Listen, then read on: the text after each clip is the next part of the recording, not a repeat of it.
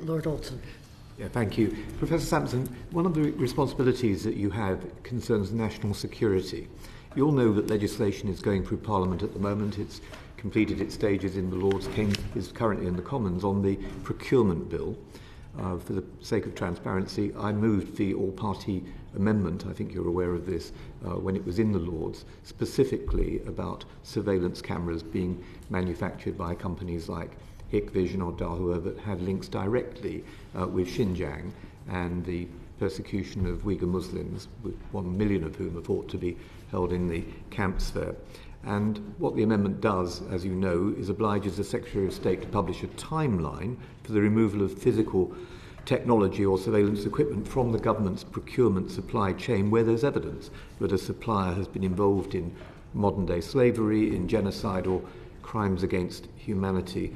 So, in your view, does the use of equipment supplied by states or companies involved in human rights abuses or clearly have credible links with such abuses have any implications for the UK's compliance with our own human rights obligations? Yes, in a number of ways. So I think in terms of the nexus between the development and the deployment of the surveillance capability itself, this is not we sell cameras, which is kind of the statutory and standard response from some providers.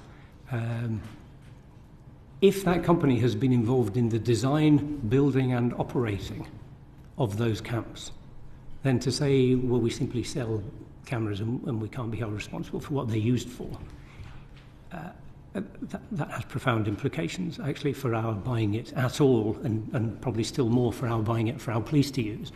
When it is used by that state through the police to identify individuals using algorithms that purport to be able to guess their ethnicity and racial, cultural heritage, and then intern them in those camps and then torture and interview them while being filmed with those same devices, and then subject to all the other appalling treatment that the Foreign Affairs Committee set out very clearly in 2021. I cannot think what business we have of even contemplating handing them public money. And if we're going to, I think as a starting point, we probably should have a public debate with the people whose money we're using and ask to what extent they're okay with that. And I think in terms of our being able to demonstrate as a state that we've complied with the UN principles on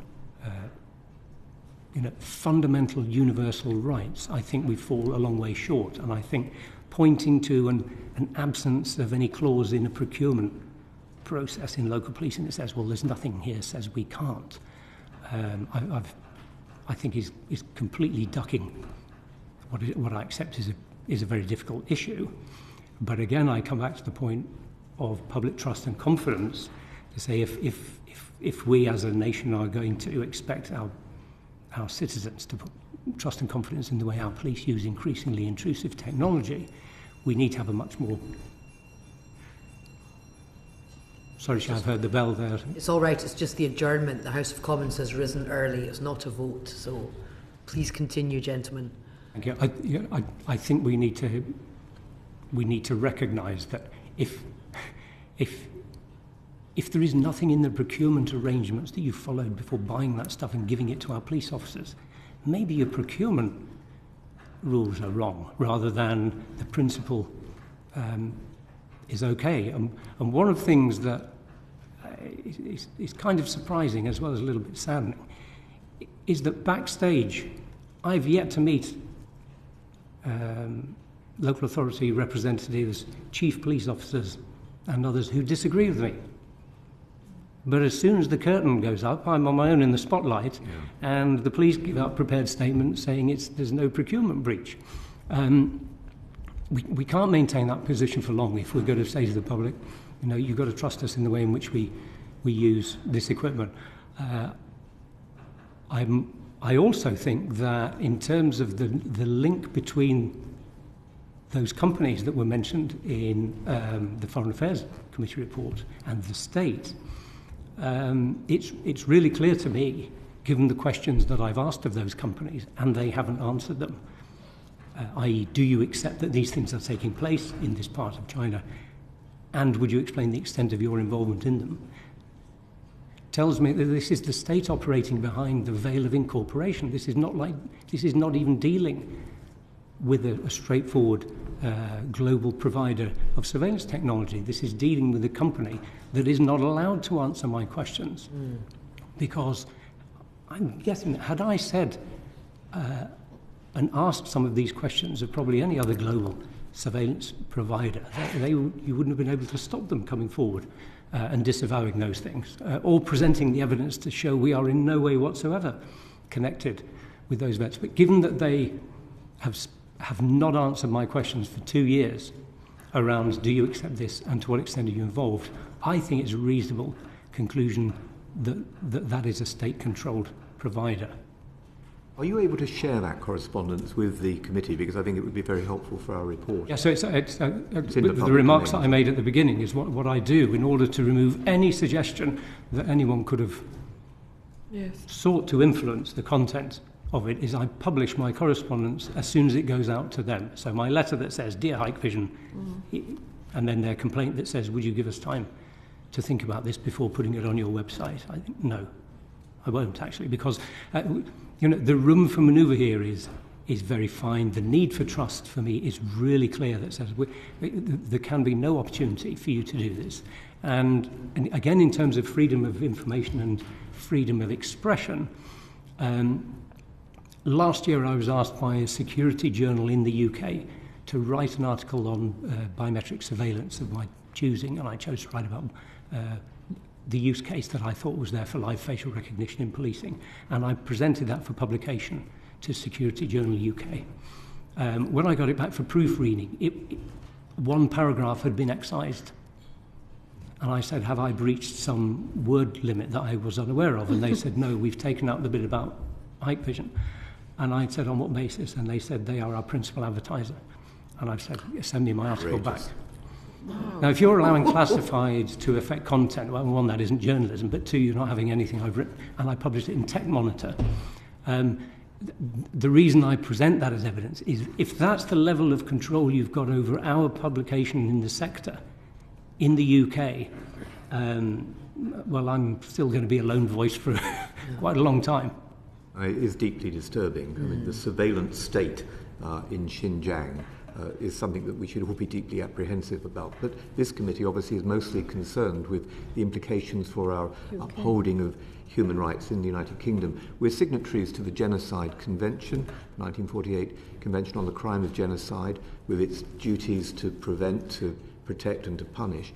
Are you saying that you think we would be in potential breach of those obligations and our obligations as a signatory to the Universal Declaration of Human Rights as well?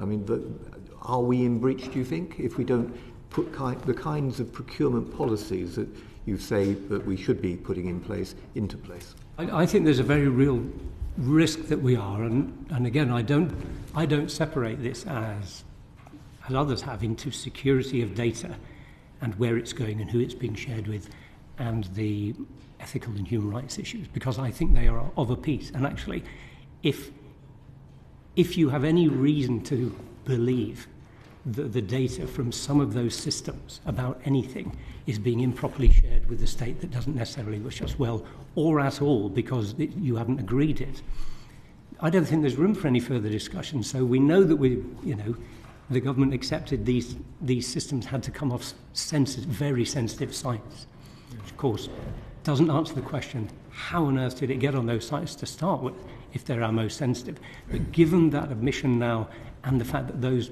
systems have been taken off, that tells me that we do, as a government, accept that some of that data can't be controlled and some of those images in a way that we would like, and therefore we move closer to that risk materialising that you've identified there, and simply focusing on it isn't plugged into the internet or whatever else people are saying just doesn't deal with it for me.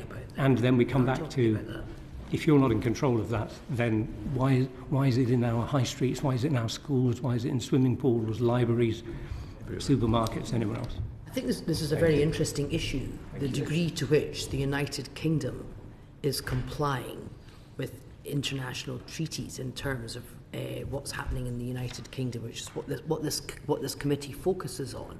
We're very much United Kingdom Yeah, based. we don't look at international human rights. We often get people who want us to look at international human rights issues, but that's not within our remit. But clearly Lord Alton's questions are within our remit, because they go to the extent to which the use of this equipment in the United Kingdom means it's complying with our human rights obligations. And I'm interested in your mention of the United Nations, because this committee will later this year be scrutinising the government in relation to its response to the Universal Periodic Review, and these issues about how our trade relationships and our business relationships with other countries impact on human rights, both abroad and in this country, will be part of that. And I think it's something we're really going to have to follow up on and get our teeth into.